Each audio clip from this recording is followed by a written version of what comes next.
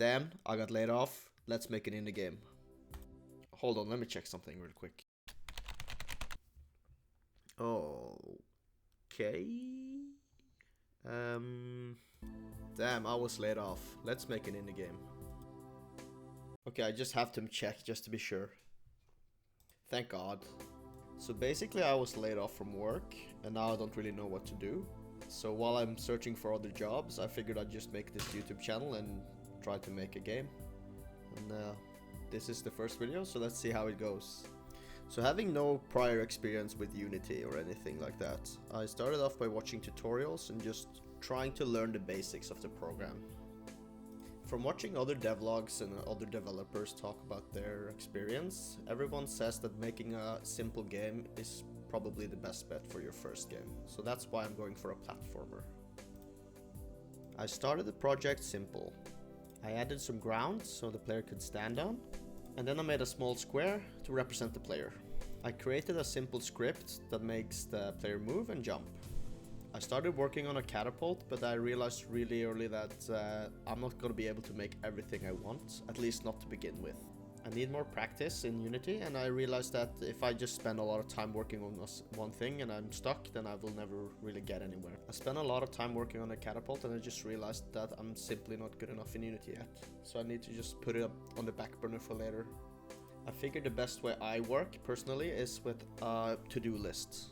In this list I just fill out a lot of small tasks that are easy to do, and eventually once I'm finished with everything, it will be like one big chunk of work done. It is also a great way to document your progress and see what you've done, and you kind of feel good about yourself if you have finished a few tasks during the day. Next up, I watched a few videos on tile maps. This essentially makes it a lot easier to make 2D maps. You assign pixel art to tiles and then you can use the tile map to draw the levels. I don't have any artistic skills, at least not that I know of yet. So for the time being, I'm using a placeholder asset pack to visualize the game. I'm of course going to try to make my own assets and tile map later, but that's for another video. I also experimented with having different layers in the tile maps in Unity. This way we can have tile maps that have physics collision on it and also tile maps that doesn't. This allows the player to find secret areas such as this little cave here.